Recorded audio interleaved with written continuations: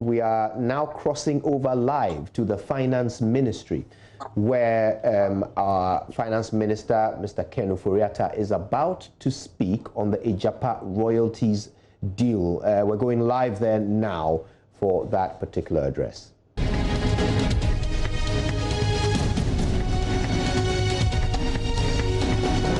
Where raw resources leaves the country and is converted into either refined products or monetizable securities. 500 times more gold is traded every day than is mined.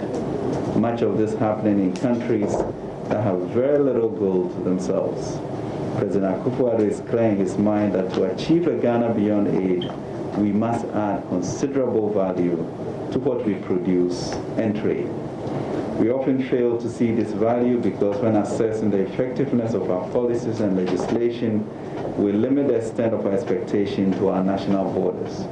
We take no interest in what happens to our resources when they leave our shores, whether it be how they are traded in foreign markets, how companies leverage them to create cheap financing, or the different ways in which they are utilized to generate profit.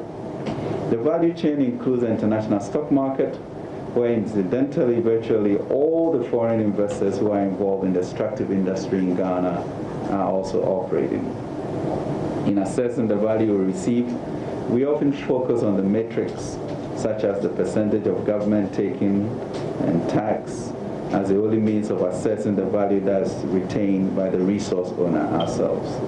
This type of analysis ignores many of the differing ways in which the companies that extract the resource utilize their rights beyond and outside of our borders as a means of creating value, specifically leveraging that value to those who do not want to invest directly in our country but do want access to resources and have access to capital that could help us to both accelerate our development and diversify our economy. This desire to domesticate our expectations when operating in a global market only acts to hurt and limit developing economies. The NPP government is determined to break our economy free from these old boundaries. If the foreign investor can use the recoverable reserves in our country, he has in a concession granted us to him to raise money, which he can choose to spend here or on other businesses he has elsewhere. Why can't we do the same to maximize the benefit we get and use that additional income to accelerate our development and by so doing expand our economy? A further significant part of this is due to our inability to leverage the most important element of research value, future cash flows. Companies utilize their access to our concessions and future resources as a means to invest in new exploration, new development, technology, diversification, and ultimately to reduce their cost of borrowing. We can leverage these same parties who give companies funding, but first we need to acknowledge that those with access to capital are not limited to our public institutions. Gold companies, oil companies, or cocoa companies. In most cases, the vast majority of those entities that are willing to pay a premium for access to our resources exist beyond our borders, and therefore we need to create structures that allow us to access their funding. If we don't do that, we allow ourselves to remain captives of the international companies that take our resources and simply market them to the same groups that we choose to ignore. There are those who say we should be careful not to mortgage or sell today the gold in the ground for future generations. First of all, this is not the case, but I have two questions for those who raise these concerns. If it is okay for the foreign investor who holds a concession to sell what is in the ground upfront, then why not us? But more importantly, why is it okay to borrow today for the future and not good to use our resources to leverage assets for tomorrow? We must be creative to expand our sources of raising income to support our development. We are in a hurry to catch up. Every year, every generation we wait, we keep millions of people and families stuck in the abyss of poverty and sufferings.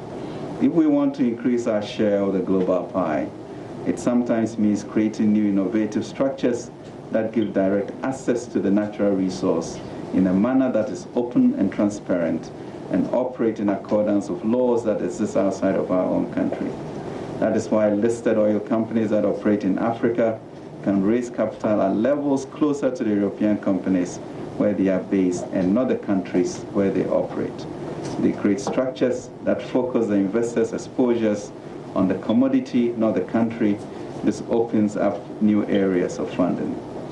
The tactic of compartmentalizing and separating perceived risks with actual risk has helped flawed companies to create more value from our resources than the governments and people who own the resources themselves.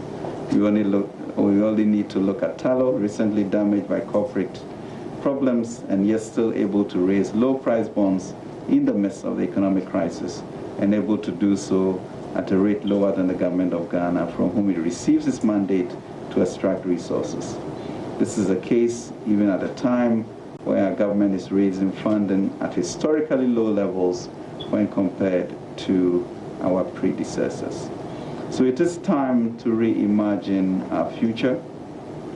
We all, by now, must be tired by being cheated by foreign companies and we constraining ourselves from using the same vehicles that they use. We have to maximize value of our income that is due the Republic from the mineral wealth that we have for the benefit of our citizens, and that is the prime objective of the MIIF, to maximize the value of the income due the Republic from the mineral wealth of the country for the benefit of our people. So we are really excited about the listing of Agyapa in London by the end of the year. It creates the first royalty company of that nature in Africa. It is really sad that for a country that has been mining gold since the 15th century with the Portuguese, we still don't have any international listed company, either in gold or even in cocoa. This must come to an end, and we believe this is a strong statement to register Ghana's presence going forward. Thank you very much. Thank you, Honorable Minister, for the opening comments. Colleagues, I'm going to ask you to make some space available so that we can all pay attention to the screen.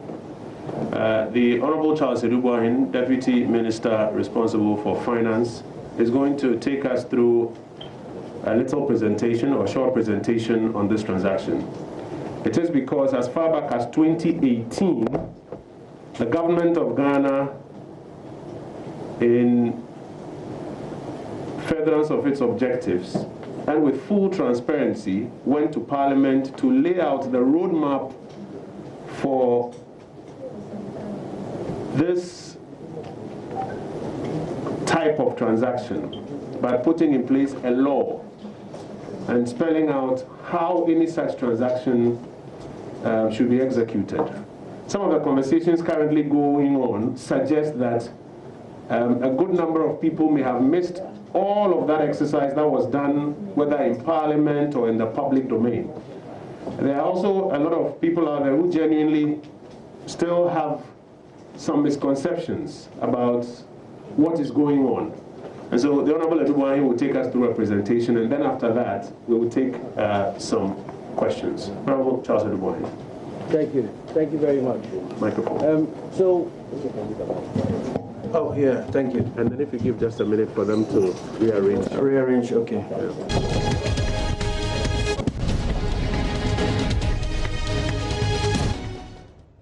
Right, this is what's happening as we speak. The Finance Ministry is the location of this presser where the Minister of Finance, Mr. Ken Ofori-Atta, is addressing the press, giving some information on the Agyapa Royalties Deal.